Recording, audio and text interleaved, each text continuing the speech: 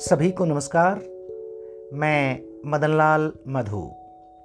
बुंदेली शौर्य एवं पराक्रम की ओजस्वी धारा रानी दुर्गावती।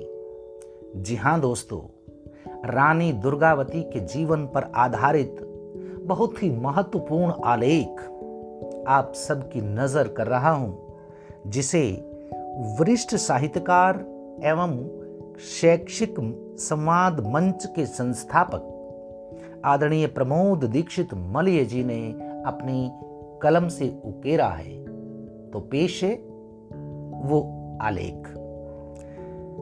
भारतीय इतिहास के स्वर्णिम पृष्ठ जहां तमाम वीर सम्राटों के शौर्य एवं पराक्रम की गाथाओं से भरे पड़े हैं, वहीं रानियों ने भी अपने ओज, तेज, नेतृत्व कौशल, युद्ध संचालन और प्रशासनिक क्षमता के बल पर इतिहास के मुख्य फलक पर अपने हस्ताक्षर अंकित किए हैं। अगर इतिहास महाराणा प्रताप, राणा सांगा, पृथ्वीराज चौहान, हठी हमीर, छत्रपति शिवाजी, छत्रसाल, बाजीराव पेशवा, कृष्णदेव राय आदि का जीवन चरित्र लोकार्पित कर रोमांचित होता है, तो वहीं अवंती बाई लोधी, रानी लक्ष्मीबाई, रानी रत्नावती, झलकारी बाई, वीरबाला चंपा, रानी कर्मवती, रानी चेन्नम्मा के अवदान के प्रति श्रद्धा से शीश झुकाकर अर्चना आराधना के पुष्प भी अर्पित करता है। इन्हीं पराक्रमी वीरांगनाओं में एक नाम बड़े आदर और सम्मान से लिया जाता है, जिन्हें लोग रानी दुर्गावती के नाम से स्मरण कर गौरवान्वित होता है। रानी दुर्गावती का जीवन बुंदेली शौर्य एवं पराक्रम की जीवंत अमिट गाथा है। उनके 40 वर्ष के अल्प जीवन में विविध आकर्षक एवं प्रेरक रंग दिखाई देते हैं। रानी दुर्गावती का जन्म 5 अक्टूबर 1524 को बुंदेलखंड के महोबा राज्य अंतर्गत कालिंजर के किले में हुआ था, जो अब बांदा जनपद में अवस्थित है।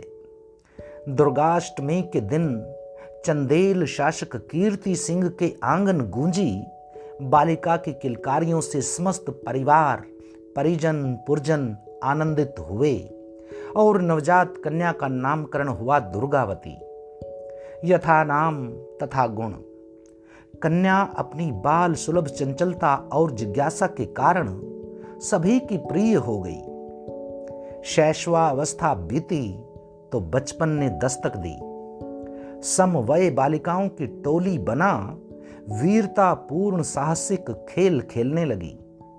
टोली का नेतृत्व करते उनके मुखमंडल में भास्कर की प्रखरता का ताप दिखाई देता और नयन अग्नि सम तेजस्वी, मानो शत्रु का संहार करने को बस शंकर की तीसरी आंख बन ज्वाला प्रकट करने वाले हों। लेकिन हृदय में सभी सखियों के प्रति आत्मीयता एवं मधुरता का भाव सिंधु हिलोरें लेता रहता। माता पिता बालिका के साहसिक कारनामे देख सुन चिंतित भी होते और आनंदित हर्षित भी। जल्दी ही किले के प्रांगण में सैन्य नायकों द्वारा दुर्गा का सैन्य प्रशिक्षण आरंभ हुआ। धनुष, कटार, तीर, तलवार हाथों की शोभा बने। धनुष से अचूक शर संधान देख प्रशिक्षक भी अचंभित हो दांतों तले उंगली दबा लेते। तलवार के वार ऐसे कि लगता कि जैसे हवा की चादर खंड खंड हो रुई बन फैल गई हो, और भाला प्रक्षेपण ऐसा सटीक कि दौड़ता शूकर पल भर में धराशायी हो चित्रवत हो जाता। काल चक्र अपनी गति से चलता रहा और दुर्गावती के जीवन में 16वें बसंत ने अंगड़ाई ली। कठिन सैन्य प्रशिक्षण से तन सबल और पुष्ट तो था ही, पर अब किशोरावस्था में स्त्रियोचित दैहिक बदलाव की मृदुलता और सौंदर्य ने अपना प्रभाव डालना शुरू किया। मुख पर तेज तो था ही, और अब ज्योत्सना की शीतलता भी समाने लगी। ताल के शांत जल में मुख प्रक्षालन करती तो सखियां छेड़ने लगती कि देखो, सरोवर के जल में पूर्णिमा का चांद उतर आया है। तब सभी खिलखिलाकर हंस पड़ती। समय एक सा कहाँ रहता है, वह कभी सरपट भागता है तो कभी ठहर सा जाता है, कभी खुशियों की खुशबू बिखेरता है तो कभी दुखों की बौछार भी करता है।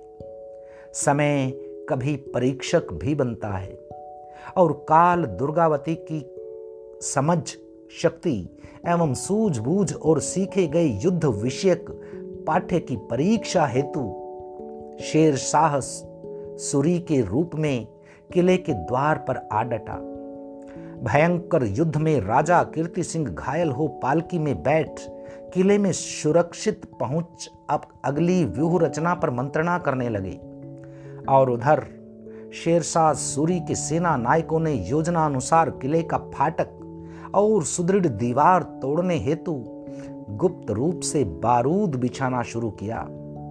पर दुर्गावती से सूरी की यह चाल छिपी न रह सकी और एक योजना अनुसार पिता से सलाह कर संधि का प्रस्ताव भिजवाया। शेरशाह सूरी खुश हुआ, संधि पत्र तैयार होने लगा, पर बारूद बिछाने का काम भी चलता रहा।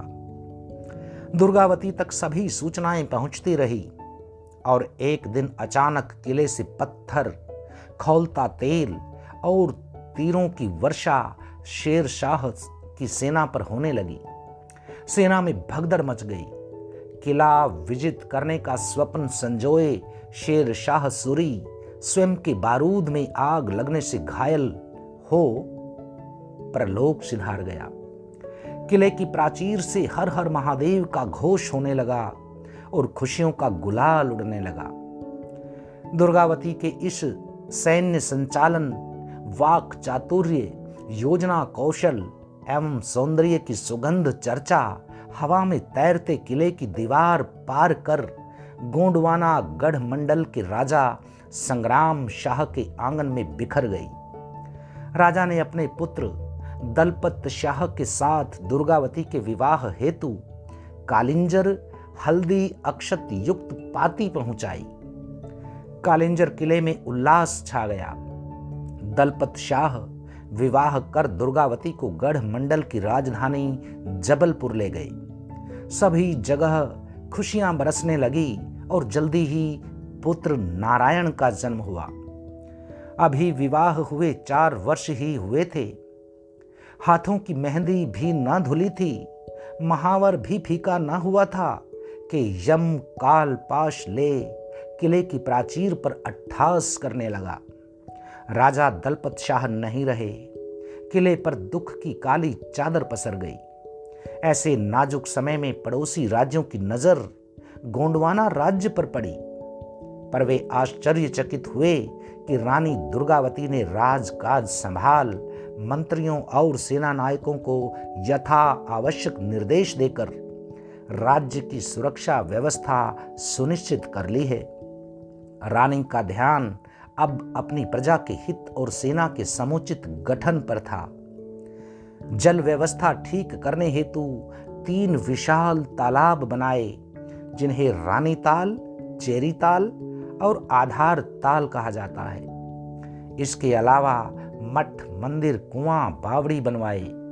विद्या के केंद्रों को संबल और सम्मान दिया। संपूर्ण राज्य में शांति, सौहार्द और प्रेम का आत्मीय वातावरण बना हुआ था। राजकाज संभाले 12 बरस ही बीते थे और वर्ष आ गया था 1562। पड़ोसी राज्य मालवा का सूबेदार बाज बहादुर रानी को कमजोर महिला समझ हमला कर बैठा। उसने अपने पैर पर कुल्हाड़ी मारी और बुरी तरह पराजित हुआ। रानी की कीर्ति पताका का गाढ़ा रंग अकबर को खटकने लगा। उसने पहले मालवा को अपने अधीन किया और फिर रानी दुर्गावती के दरबार में फरमान भिजवाया कि अपना सरमन नामक सफेद हाथी और विश्वस्त मंत्री आधार सिंह को सम्मान सहित मुगल दरबार में उपस्थित किया जाए। रानी ने फरमान ठुकरा मानो अकबर को चुनौती दी। अकबर इस अपमान से तिलमिला गया और अपने खास सिपह सालार आसफ खां को हमले हेतु रवाना किया, पर वह रण क्षेत्र की धूल चाट पीठ दिखा भाग गया। अकबर इस किरकिरी से तमतमा गया और एक बड़ी सेना के साथ आसफ खां को पुनः भेजा। 24 जून 1564 को जबलपुर के पास नरई स्थान पर रानी ने मोर्चा लगाया। रानी ने हाथी पर बैठ सेना का नेतृत्व किया।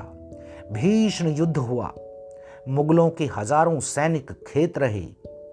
रानी के सैनिकों की मार से मुगल सेना पीछे हटने लगी। तभी अकस्मात एक तीर रानी की बाह पर लगा। उसे निकाल फेंका ही था कि दूसरा तीर आंख में जा धंसा और तीसरा तीर गर्दन में घुस गया। अंत समय जान रानी ने अपना शीश काटने के लिए मंत्री आधार सिंह को आदेश दिया, पर वह आंखों में आंसू लिए हाथ जोड़े खड़ा रहा। विलंब होते देख रानी ने सीने में कटार भोंक धरती माता की गोद में अपने निष्प्राण देह समर्पित कर दी। रानी के शौर्य, वीरता और सम्यक युद्ध संचालन के प्रति शत्रु भी नतमस्तक था। युद्ध स्थल के पास ही रानी की समाधि ने आकार लिया, जहां आज भी गोंड जनजाति उनकी पूजा आराधना करती है। भारत सरकार ने 24 जून 1988 को एक डाक टिकट जारी कर रानी की स्मृति को नमन किया। 1983 में जबलपुर विश्वविद्यालय का नाम भी रानी दुर्गावती के नाम पर किया गया और संग्रहालय के नाम भी इन्हीं के नाम पर रखा गया। बांदा उत्तर प्रदेश स्थित राजकीय मेडिकल कॉलेज का नाम भी रानी दुर्गावती को समर्पित किया गया है। इसके साथ ही तमाम शहरों में सड़कों, चौराहों, इमारतों के नाम उनके नाम पर रखकर भावी पीढ़ी को उनके योगदान से परिचित कराने के लिए प्रेरक प्रयास के रूप में हैं। आज आवश्यकता है कि हम बुंदेली गौरव की प्रतीक रानी दुर्गावती के आदर्श को जीवन में उतारते हुए भारत के भविष्य की सुदृढ़ नींव का निर्माण करने में योगदान दें। तो दोस्तों, ये था बहुत ही सुंदर आलेख जो रानी दुर्गावती के जीवन चरित्र को दर्शाता है। आप सभी का बहुत बहुत आभार। नमस्कार। शुभ रात्रि।